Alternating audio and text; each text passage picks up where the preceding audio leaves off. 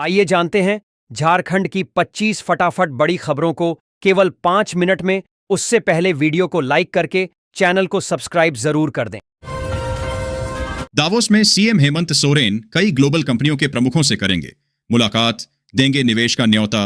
झारखंड का प्रतिनिधिमंडल मुख्यमंत्री हेमंत सोरेन के नेतृत्व में दावोस में वर्ल्ड इकोनॉमिक फोरम में भाग लेगा। राज्य स्थिरता, ऊर्जा बदलाव और समावेशी विकास पर ध्यान केंद्रित करते हुए खुद को एक जिम्मेदार भागीदार के रूप में प्रस्तुत करेगा। मुख्यमंत्री वैश्विक उद्योगपतियों से मुलाकात कर हरित ऊर्जा, महत्वपूर्ण खनिज और आधुनिक बुनियादी ढांचे में निवेश आमंत्रित करेंगे। झारखंड अब बिजली में आत्मनिर्भर, 500 मेगावाट अतिरिक्त बिजली राष्ट्रीय ग्रिड को बेचेगा। झारखंड अब बिजली संकट से उबरकर ऊर्जा आत्मनिर्भर बन गया है। राज्य अपनी जरूरत से अधिक बिजली का उत्पादन कर रहा है और लगभग 500 मेगावाट अतिरिक्त बिजली राष्ट्रीय ग्रिड को बेचने की स्थिति में है। Patratu super thermal power project और अन्य परियोजनाओं के बड़े निवेश से यह संभव हुआ है। ट्रांसमिशन और वितरण तंत्र का भी आधुनिकीकरण किया जा रहा है, जिससे उपभोक्ताओं को बेहतर और निर्बाध आपूर्ति मिल रही है। जामुमो में शामिल हुए उत्तम यादव, पलामू की पूर्व नगर परिषद अध्यक्ष ने भी समर्थकों संग थामा। तीर धनुष झारखंड मुक्ति मोर्चा JMM को राजधानी रांची में बड़ी संगठनात्मक मजबूती मिली है। शनिवार को आयोजित सदस्यता ग्रहण समारोह में सामाजिक कार्यकर्ता उत्तम यादव के नेतृत्व में सैकड़ों लोगों ने जामुमो की सदस्यता ली। पार्टी के केंद्रीय महासचिव विनोद पांडेय ने नए सदस्यों का स्वागत किया और उन्हें जामुमो की विचारधारा व जन कल्याणकारी योजनाओं से अवगत कराया। बूथ पर काटी है पर्ची, मड़ुआ की रोटी खाकर किया है काम। अतीत को याद कर भावुक हुए भाजपा अध्यक्ष। झारखंड भाजपा के नवनियुक्त प्रदेश अध्यक्ष आदित्य साहू ने अपनी 16 साल की उम्र से शुरू हुई राजनीतिक यात्रा साझा की। उन्होंने बताया कि कैसे उन्होंने बूथ स्तर पर काम किया और संघर्ष के दिनों में मड़ुआ की रोटी खाई। वे भाजपा को मां समान मानते हैं और अब सभी कार्यकर्ताओं को साथ लेकर संगठन को मजबूत करने तथा राज्य सरकार की विफलताओं को उजागर करने की चुनौती स्वीकार करते हैं। झारखंड निकाय चुनाव को लेकर भाजपा ने बनाई रणनीति। प्रमंडल स्तर पर होगा सर्वेक्षण। भाजपा ने झारखंड में फरवरी में होने वाले नगर निकाय चुनावों झारखंड निकाय चुनाव 2026 की तैयारी शुरू कर दी है। प्रदेश अध्यक्ष आदित्य साहू के नेतृत्व में हुई बैठक में जीत की रणनीति बनी, जिसमें वरिष्ठ नेताओं की टीम प्रमंडल स्तर पर फीडबैक लेगी। पार्टी दलीय आधार पर चुनाव और EVM के उपयोग की मांग कर रही है, साथ ही महाराष्ट्र जैसे परिणाम की उम्मीद कर रही है। अब नए वित्त वर्ष में ही बन पाएंगी जलापूर्ति की नई योजनाएं। चालू वित्तीय वर्ष में राशि का आवंटन नहीं। झारखंड में 3 नई शहरी जलापूर्ति योजनाओं को चालू वित्त वर्ष में धन आवंटित नहीं हो सका है। केंद्र से भी सहायता न मिलने के कारण अब राज्य सरकार अगले वित्तीय वर्ष में अपने खर्च पर इन योजनाओं को शुरू करेगी। इससे रांची, धनबाद और देवघर जैसे शहरों में पेयजल गुणवत्ता और आपूर्ति में सुधार होगा, जिसके लिए फिल्ट्रेशन प्लांट भी लगाए जाएंगे। ड्रग कोटेड बैलून बिना स्टेंट के ब्लॉकेज इलाज की आधुनिक और सुरक्षित तकनीक। रांची में कार्डियोकान के दौरान देश भर के विशेषज्ञों ने हृदय रोगों पर चर्चा की। डॉक्टर मनीष झा ने ड्रग कोटेड बैलून तकनीक के फायदे बताए, जो बिना स्टेंट के धमनियों के ब्लॉकेज का इलाज करती है। डॉक्टर विकास सिंह ने बढ़े हुए ट्राइग्लिसराइड्स के खतरों पर प्रकाश डाला। अन्य चिकित्सकों ने जीवन शैली, कोलेस्ट्रॉल, उच्च रक्तचाप, मधुमेह और समय पर टीकाकरण के महत्व पर जोर दिया, ताकि हृदय रोगों से बचाव हो सके। कैसे संभालें दिल, पढ़ें पूरी रिपोर्ट। झारखंड निकाय चुनाव में कांग्रेस के पूर्व विधायक भी लगा रहे बाजी। कई सीटों पर JMM ने अटका रखा है रोड़ा। झारखंड निकाय चुनाव में कांग्रेस के पूर्व विधायक सक्रिय दिख रहे हैं। कुछ खुद मैदान में उतरने की तैयारी में हैं, तो कुछ परिवार के सदस्यों को आगे बढ़ा रहे हैं। रांची, धनबाद, बोकारो, पलामू, गढ़वा और हजारीबाग जैसे जिलों में यह सक्रियता देखी जा रही है। उनका लक्ष्य जीत हासिल करना या क्षेत्र में अपनी सक्रियता बनाए रखना है। झारखंड सरकार को हाई कोर्ट से झटका।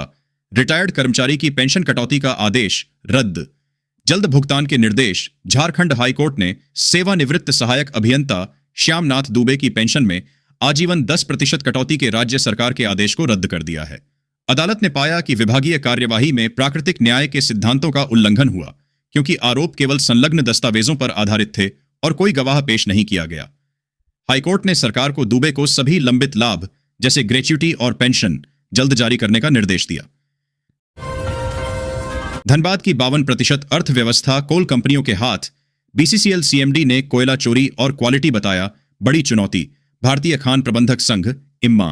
धनबाद ने खनन उद्योग की चुनौतियों पर राष्ट्रीय संगोष्ठी आयोजित की। बीसीसीएल सीएमडी मनोज अग्रवाल ने कोयला चोरी और गुणवत्ता को धनबाद की 52% कोयला आधारित अर्थव्यवस्था की मुख्य समस्या बताया।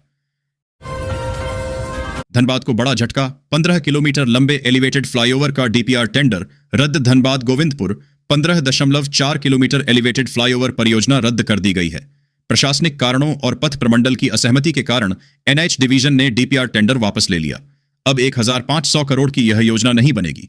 इसके बजाय शहर में 4 नए स्थानों पर फ्लाईओवर बनाने का प्रस्ताव है, जिससे ट्रैफिक जाम से मुक्ति मिल सके। पथ प्रमंडल विभाग इन नई परियोजनाओं पर विचार कर रहा है। कड़ाके की ठंड के बावजूद सड़क पर हुई जमकर मस्ती, खेलकूद के साथ डांस का लगा तड़का। जमशेदपुर के बिष्टुपुर में टाटा स्टील यूआईएस सेल द्वारा आयोजित जैम एट स्ट्रीट में कड़ाके की ठंड के बावजूद 1 लाख से अधिक शहरवासियों ने भाग लिया। सुबह 6 से 9 बजे तक चले इस आयोजन में लाइव म्यूजिक, विभिन्न खेलकूद, फन गेम्स, प्राणिक हीलिंग और इस्कॉन कीर्तन का आनंद लिया गया। इसका उद्देश्य लोगों को स्वस्थ जीवन शैली अपनाने और घर से बाहर निकलने के लिए प्रेरित करना था। किसानों भाइयों खुशखबरी, 22वीं किस्त 4000 की राशि फटाफट यहां से जल्दी चेक करें। देश के किसानों के लिए एक बार फिर राहत भरी खबर सामने आई है। प्रधानमंत्री किसान सम्मान निधि योजना के तहत अब 22वीं किस्त जारी होने की तैयारी पूरी हो चुकी है। साल 2026 की शुरुआत में यह किस्त किसानों के खातों में ट्रांसफर किए जाने की संभावना जताई जा रही है। इस बार चर्चा है कि किसानों को 4000 रुपए तक की राशि मिल सकती है, जिससे खेती से जुड़े खर्चों में उन्हें सीधी मदद मिलेगी। सरकार ने सभी राज्यों को लाभार्थियों की सूची अपडेट करने के निर्देश दिए हैं, ताकि केवल पात्र किसानों को ही इसका लाभ मिले। सभी वृद्ध, विधवा और दिव्यांगों को बड़ी राहत। अब हर महीने मिलेंगे 5000 रुपये पेंशन। देश में करोड़ों लोग ऐसे हैं जो बढ़ती उम्र, शारीरिक अक्षमता या पारिवारिक परिस्थितियों के कारण नियमित कमाई नहीं कर पाते। इनके लिए सरकारी पेंशन योजनाएं केवल आर्थिक सहायता नहीं, बल्कि सम्मानपूर्वक जीवन जीने का आधार होती है। खासकर वृद्ध नागरिक, विधवा महिलाएं और दिव्यांग व्यक्ति इन योजनाओं पर काफी हद तक निर्भर रहते हैं। महंगाई के इस दौर में जब दवाइयों, इलाज और रोजमर्रा की जरूरतों का खर्च तेजी से बढ़ रहा है, तब पेंशन में बढ़ोतरी की मांग और भी जरूरी हो गई है। फ्री सिलाई मशीन योजना का फॉर्म भरना शुरू, 15,000 रुपए मिलेंगे। ऐसे करें आवेदन। आज के समय में बहुत सी महिलाएं घर बैठे काम करके अपनी आमदनी बढ़ाना चाहती हैं, लेकिन आर्थिक कमी की वजह से शुरुआत नहीं कर पाती। ऐसी महिलाओं के लिए फ्री सिलाई मशीन योजना एक बड़ी राहत बनकर सामने आई है। इस पहल के तहत सरकार पात्र महिलाओं को फ्री सिलाई मशीन या कुछ राज्यों में 15,000 रुपए की आर्थिक सहायता दे रही है, ताकि वे अपने हुनर से खुद का काम शुरू कर सकें। सहारा इंडिया ने सभी निवेशकों को 50,000 के दूसरे लिस्ट को जारी कर दिया है। लिस्ट में नाम चेक करें को लेकर एक बार फिर बड़ी अपडेट सामने आई है। सहारा इंडिया में जिन निवेशकों ने अपना पैसा लगाया था और पिछले लंबे समय से अपनी राशि की वापसी का इंतजार कर रहे थे, उनके लिए यह एक राहत की खबर है। पहले चरण में कुछ लाभार्थियों को राशि प्राप्त हो चुकी है और अब सरकार ने दूसरे चरण के लिए सूची जारी कर दी है। झारखंड के विश्वविद्यालयों में अब नहीं चलेगी एक व्यक्ति कई प्रभार व्यवस्था। सुप्रीम कोर्ट ने दिया 4 महीने का अल्टीमेटम। सर्वोच्च न्यायालय ने विश्वविद्यालयों में सभी रिक्त पदों को 4 माह में भरने का निर्देश दिया है, जबकि कुलपति और रजिस्ट्रार पद 1 माह में। झारखंड के विश्वविद्यालय लंबे समय से रिक्तियों से जूझ रहे हैं, जहां अक्सर एक व्यक्ति को कई प्रभार दिए जाते हैं या आयुक्त/सचिव पद संभालते हैं। इससे विश्वविद्यालयों का कामकाज और नीतिगत निर्णय प्रभावित होते हैं। अभियंताओं ने मिलकर की थी 23 करोड़ की बंदर बांट। कैशियर संतोष ने सचिव से की थी। घोटाले में शामिल लोगों की शिकायत। पेयजल एवं स्वच्छता विभाग में 23 करोड़ रुपए से अधिक के गबन मामले में आरोपित कैशियर संतोष कुमार ने विभागीय सचिव से घोटाले में शामिल अभियंताओं की शिकायत की थी। ईडी जांच में खुलासा हुआ कि संतोष ने इंजीनियर प्रभात कुमार सिंह के निर्देश पर कंपनी बनाई और 22.93 करोड़ रुपए कई अधिकारियों व कर्मचारियों के खातों में स्थानांतरित किए गए, जिसमें इंजीनियरों को भी बड़ी रकम मिली। धनबाद में अमृत भारत ट्रेन का स्वागत। सांसद इंजन पर, विधायक सीढ़ी पर प्रधानमंत्री मोदी द्वारा हरी झंडी दिखाई गई। सांतरागाछी आनंद विहार। अमृत भारत ट्रेन का धनबाद स्टेशन पर भव्य स्वागत हुआ। सांसद ढुलू महतो इंजन पर चढ़ गए, जबकि विधायक राज सिन्हा सीढ़ी पर खड़े रहे। कार्यकर्ताओं की भारी भीड़ के कारण व्यवस्था चरमरा गई। धनबाद कांग्रेस ने मेयर, पार्षद उम्मीदवारों से मांगे आवेदन। जिलाध्यक्ष ने बता दी अंतिम तारीख। धनबाद में कांग्रेस की राजनीतिक मामलों की समिति ने आगामी नगर निकाय चुनावों की तैयारी के लिए बैठक की। जिला अध्यक्ष संतोष कुमार सिंह की अध्यक्षता में धनबाद नगर निगम और चिरकुंडा नगर परिषद के लिए मेयर और पार्षद उम्मीदवारों से 3 दिन के भीतर आवेदन मांगे गए हैं। आवेदन की अंतिम तिथि 20 जनवरी है। पार्टी भ्रष्टाचार और बेरोजगारी जैसे मुद्दों पर चुनाव लड़ेगी। योग्य और निष्ठावान कार्यकर्ताओं को प्राथमिकता देगी। आदित्यपुर नगर निगम के बैंक खाते कुर्क, बकाया भविष्य निधि जब्त। ईपीएफओ जमशेदपुर ने आदित्यपुर नगर निगम के बैंक खाते कुर्क कर संविदा कर्मचारियों के बकाया 18.44 लाख रुपए जब्त किए हैं। यह कार्रवाई 18 कर्मचारियों के भविष्य निधि जमा न करने पर हुई। शिकायत के बाद जांच में लापरवाही सामने आई, जिसके बाद ईपीएफओ ने सख्त कदम उठाया। सेल ने भ्रष्ट आचरण और खराब प्रदर्शन के लिए 37 कंपनियों पर लगाया प्रतिबंध।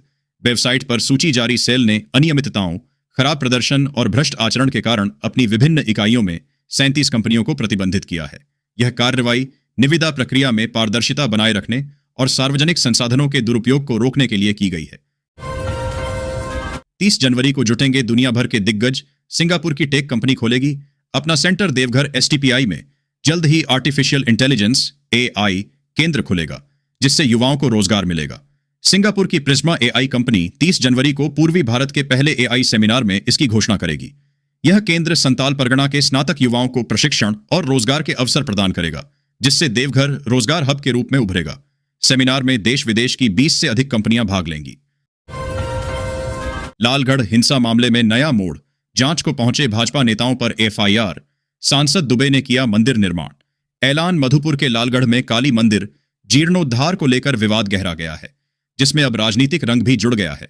मंदिर निर्माण रोकने पर हुई हिंसा के बाद भाजपा नेताओं, पूर्व विधायक रणधीर सिंह और जिला अध्यक्ष सचिन रवानी सहित 150 लोगों पर दंगा भड़काने और मारपीट का आरोप लगाते हुए प्राथमिकी दर्ज की गई है।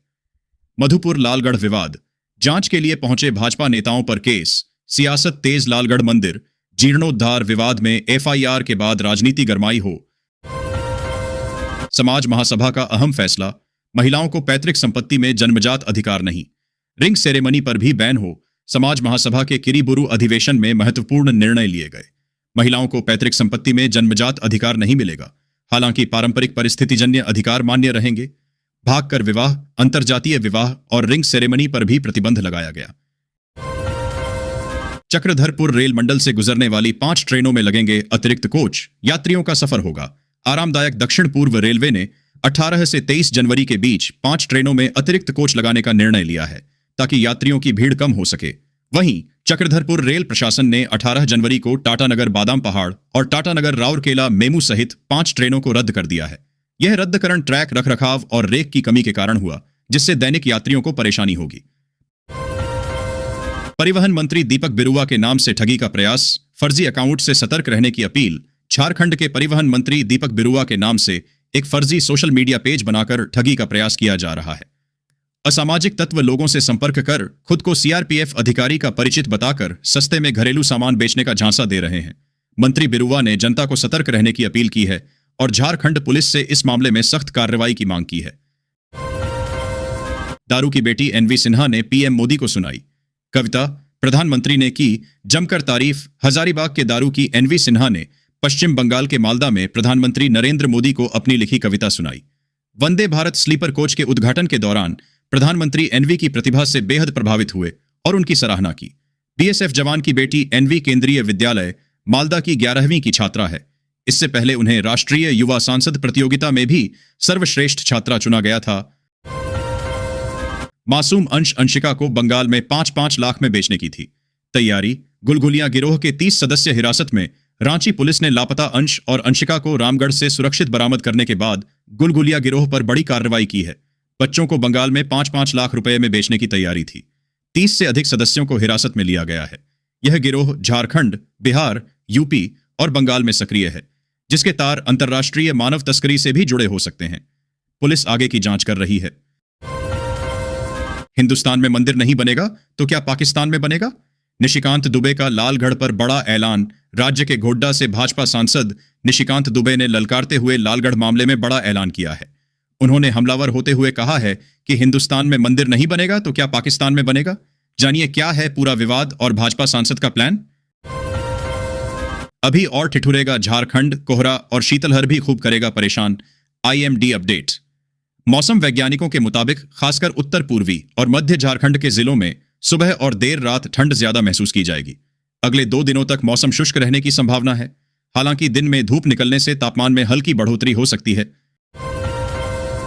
आजादी की लड़ाई का गवाह रहा पोर्ट ब्लेयर का सेल्यूलर जेल अब इतिहास का हिस्सा है, लेकिन उसी तर्ज पर देश की सुरक्षा जरूरतों को देखते हुए एक नई और आधुनिक जेल झारखंड में आकार ले रही है। हजारीबाग में 98 करोड़ की लागत से बन रही AI based high security jail न सिर्फ झारखंड बल्कि पूरे देश के कुख्यात अपराधियों के लिए सबसे सुरक्षित ठिकाना बनने जा रही है।